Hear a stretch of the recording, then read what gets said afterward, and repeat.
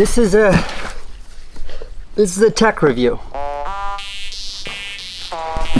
In today's tech review, we'll be looking at the latest and greatest offering from GoPro. So every year when GoPro announces their new camera, their latest offering, I ask myself one question, which is why? Why, GoPro, should I spend 450 bucks on another GoPro when I have my old GoPro that still works, because these things never die, and now I have a cell phone that has a super wide angle lens on it. It's sort of kind of waterproof, and it takes like an okay enough video image.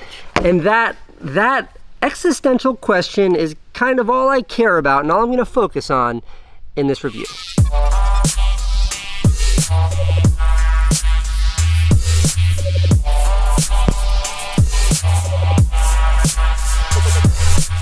This is a $6,000 camera rig. This is the new $450 GoPro Hero 9. $6,000, $450. The front-facing screen. GoPro, it's about time. The girth is bigger, definitely like taller and fatter and wider, and it's heavier.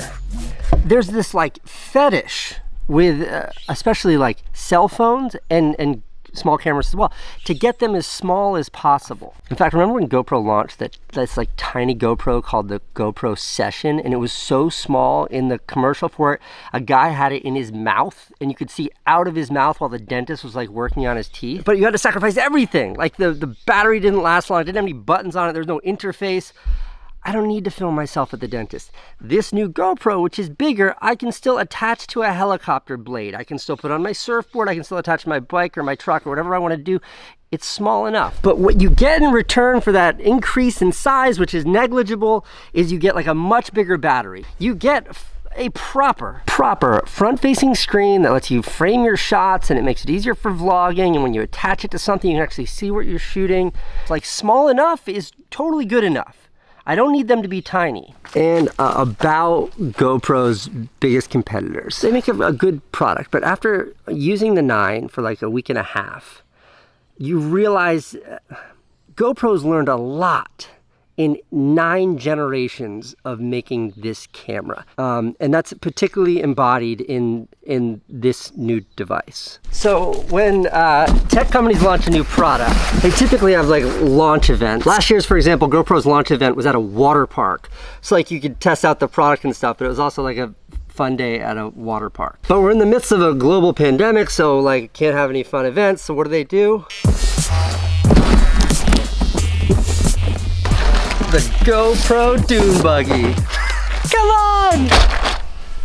Now, the assumption here is that the remote control car is to test out the image stabilization on this camera, but I think, you know, GoPro's smart, and I think they know that tech reviewers like me, we're just all big nerds, and we're total suckers for remote control dune buggies. Nice one, GoPro.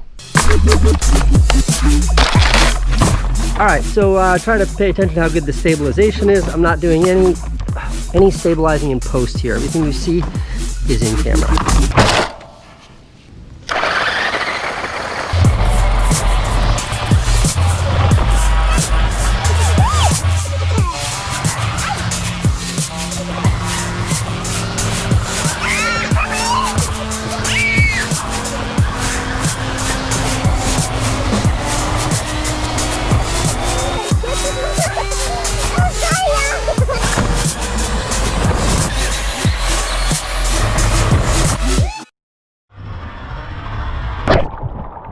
Howdy, Co. I put so much effort into my videos and the cinematography and all that, and you do like 5 million views a video. It's just you sitting and talking to camera. Do you even own a GoPro? What is that thing? What is that? Stand up! Stand up! Stand up! So did they do it? In a world where there's like a lot of good enough options, do you need the best? If this wide angle lens video camera on my cell phone is a cheeseburger, do you need the steak? If the old Honda Civic works well enough to get you to and from where you need to go, Do you need a Lambo? Yes, GoPro made the best camera they've ever made. I didn't even get into the fact that it has interchangeable lenses. It's incredible, it's perfect in every way, but whether or not you need to shell out the 450 bucks to get it is entirely up to whether or not there's a marketplace for excellent when the world is saturated with good enough. Look at that. That's a remote controlled car. You want to play with it?